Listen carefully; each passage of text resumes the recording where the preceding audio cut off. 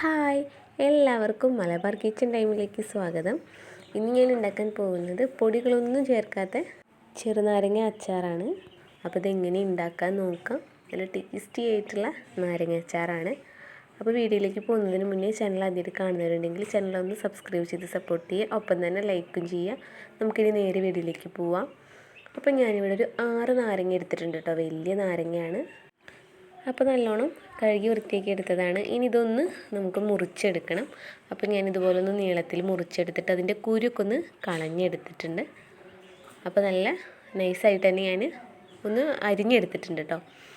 അപ്പോൾ നമുക്കിനി ഉണ്ടാക്കി തുടങ്ങാം. അപ്പോൾ ഞാനിവിടെ ഒരു ചട്ടി വെച്ചിട്ടുണ്ട്. ഇതിലേക്ക് നിങ്ങളുടെ അളവിനനുസരിച്ച് നിങ്ങൾ എത്രയാണോ നാരങ്ങയ്ക്ക് എടുത്തിട്ടുള്ളത് അതിനനുസരിച്ച് നല്ലെണ്ണ ഒഴിച്ചു കൊടുക്കുക. നാരങ്ങയൊക്കെ കേട് വരാതിരിക്കാൻ കുറച്ച് അധികം തന്നെ നല്ലെണ്ണ എടുക്കാൻ നോക്കുക. അതിലേക്ക് ഞാൻ കുറച്ച് കടുക് ഇട്ട് കൊടുത്തിട്ടുണ്ട്. ഇനി ഇതൊന്ന് പൊട്ടി വരട്ടെ. പൊട്ടി വരുമ്പോഴേക്കും നമ്മുടെ കറിവേപ്പില ചേർത്ത് കൊടുക്കാം. അപ്പോൾ ഇത് നന്നായിട്ട് പൊട്ടിയിട്ടുണ്ട്. ഇനി ഇതിലേക്ക് കറിവേപ്പില ഞാൻ ചേർത്ത് കൊടുക്കുകയാണ്. ഇനി ഞാൻ മഞ്ഞൾപ്പൊടി ചേർത്ത് കൊടുക്കുകയാണ്. ഒരു 1/4 ടീസ്പൂൺ മഞ്ഞൾപ്പൊടി ചേർത്ത് കൊടുക്കാം. ഈ പൊടി മാത്രമേ കേട്ടോ ചേർത്ത് കൊടുക്കുന്നുള്ളൂ. മുളക് പൊടി ഒന്നും ചേർത്ത് കൊടുക്കുന്നില്ല. അപ്പോൾ മഞ്ഞൾപ്പൊടി ചേർത്ത് കൊടുത്തിട്ടുണ്ട്. ഇനി ഞാൻ ഇതിലേക്ക് ചേർത്ത് കൊടുക്കുന്നത് വെളുത്തുള്ളിയാണ്. ഒരു ഉണ്ട വെളുത്തുള്ളി ഞാൻ എടുത്തിട്ടുണ്ട്. അത് നീളത്തിൽ അരിഞ്ഞൊന്ന് എടുത്തതാണ്. അതും കൂടെ ഇതിലേക്കൊന്ന് ചേർത്ത് കൊടുക്കാം. അത് നന്നായിട്ടൊന്ന് മൂപ്പിച്ചെടുക്കുക. സിമ്മിലിട്ടിട്ട് ചെയ്തെടുക്കുക. അല്ലെങ്കിൽ മഞ്ഞൾപ്പൊടിയൊക്കെ ഇട്ടതല്ലേ പെട്ടെന്ന് കരിഞ്ഞു പോകും. അപ്പോൾ ഉള്ളിയൊക്കെ ഒന്ന് വാടി വന്നാൽ നമ്മുടെ നാരങ്ങ നുറുക്കി വെച്ചിട്ടില്ലേ അതൊന്ന് ഇതിലേക്ക് ചേർത്ത് കൊടുക്കാം. പൊടികളൊക്കെ ചേർത്തിട്ടുള്ള ചെറുനാരങ്ങ അച്ചാർ ഞാൻ വീഡിയോ ചെയ്തിട്ടുണ്ട്. കാണാത്തവരുണ്ടെങ്കിൽ ഒന്ന് കണ്ടു നോക്കുക.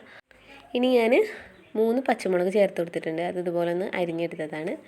എരിവിന് ഞാൻ ഇത് മാത്രമേ ചേർത്ത് കൊടുക്കുന്നുള്ളൂ. എന്നിട്ട് നന്നായിട്ടൊന്ന് ഇളക്കി കൊടുക്കുക.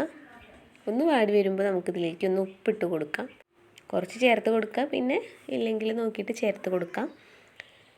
ഇനി ഇത് നന്നായിട്ടൊന്ന് ഇളക്കി കൊടുക്കാം.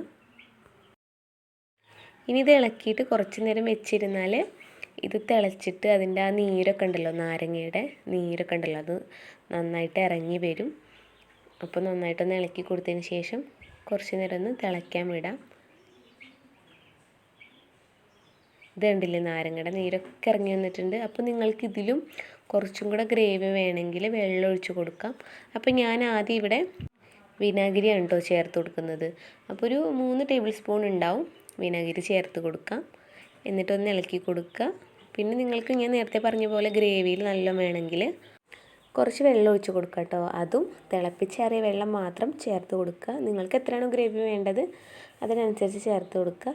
പിന്നെ ഞാൻ പറയാൻ വിട്ടുപോയി, നാരങ്ങയുടെ പുളിക്കനുസരിച്ച് വിനീഗർ ചേർത്ത് കൊടുത്താൽ മതി. ഓരോ ടേസ്റ്റിനനുസരിച്ചാണല്ലോ, അപ്പോൾ അതിനനുസരിച്ച് വിനാഗിരി ചേർത്ത് കൊടുക്കുക. അപ്പോൾ ഞാനിവിടെ കുറച്ചും കൂടെ വെള്ളം ഒഴിച്ച് കൊടുക്കുകയാണ്. ഇനി ഞാനിതിലേക്ക് 1 ടീസ്പൂൺ ഉലുവ പൊടിച്ചതാണ്, വറുത്ത് പൊടിച്ചതാണ് ചേർത്ത് കൊടുക്കുന്നത്.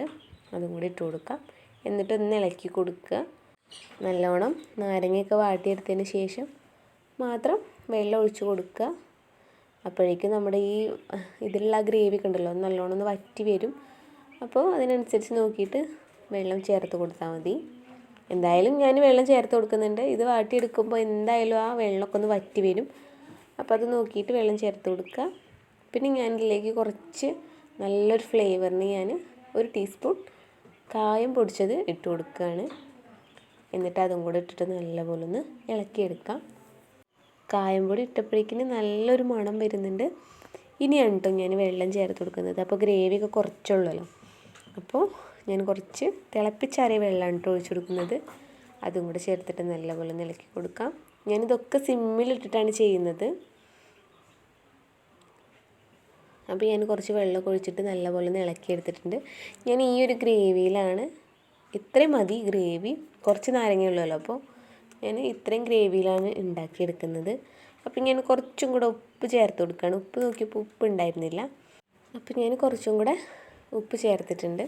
ഇനി നന്നായിട്ടൊന്ന് ഇളക്കി കൊടുക്കാം. അപ്പോൾ നമ്മുടെ അച്ചാറിൻ്റെ പണി കഴിഞ്ഞിട്ടുണ്ട് കേട്ടോ.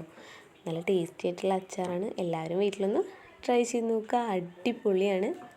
അപ്പം ഞാൻ നേരത്തെ പറഞ്ഞ പോലെ ഞാൻ നെല്ലിക്ക അച്ചാറും നാരങ്ങ അച്ചാറൊക്കെ ചെയ്തിട്ടുണ്ട്. മസാല ഇട്ട നാരങ്ങ അച്ചാറാണ് കേട്ടോ. അപ്പോൾ അതൊക്കെ കാണാത്തവരുണ്ടെങ്കിൽ ഒന്ന് കണ്ടു നോക്കുക. അടിപൊളിയാണ് അതൊക്കെ. അപ്പോൾ നമ്മുടെ വെളുത്ത നാരങ്ങ അച്ചാർ റെഡി ആയിട്ടുണ്ട്. ചെറുനാരങ്ങ അച്ചാർ. അപ്പോൾ എല്ലാവരും മറക്കാതെ ഒന്ന് ട്രൈ ചെയ്ത് നോക്കുക. നല്ലൊരു മണം വരുന്നുണ്ട്. ഇത് നമ്മുടെ ചില്ല് പാത്രങ്ങളിലൊക്കെ സൂക്ഷിക്കുക. ഭരണി, വെള്ളം നനവില്ലാത്ത ഭരണിയിലൊക്കെ സൂക്ഷിച്ച് വയ്ക്കുക. പിന്നെ ഞാനിതൊരു ചില്ല് പാത്രത്തിലാക്കിയതിന് ശേഷം കുറച്ച് നല്ലെണ്ണ ചൂടാക്കിയിട്ട് ഞാൻ അതിൻ്റെ മേലെ കൂടെ ഒന്ന് ഒഴിച്ചിട്ടുണ്ട്. പെട്ടെന്ന് പൂപ്പൽ വരാതിരിക്കാൻ വേണ്ടിയിട്ട്. പിന്നെ വെള്ളം നനവൊന്നും ഇല്ലെങ്കിൽ തന്നെ പൂപ്പലൊന്നും ഉണ്ടാവില്ല. ഞാനിത് പുറത്ത് തന്നെയാണ് സൂക്ഷിച്ചിട്ടുള്ളത്. ഫ്രിഡ്ജിൽ വേണമെങ്കിൽ അങ്ങനെ സൂക്ഷിക്കാം. അപ്പോൾ വീഡിയോ ഇഷ്ടമാണെങ്കിൽ ലൈക്ക് ചെയ്യാനും സബ്സ്ക്രൈബ് ചെയ്യാനും ഫാമിലിക്കും ഫ്രണ്ട്സിനും ഒക്കെ ഷെയർ ചെയ്ത് കൊടുക്കാനൊന്നും മറക്കരുത്. അടുത്തൊരു ഡിഷായിട്ട് വീണ്ടും കാണാം. താങ്ക്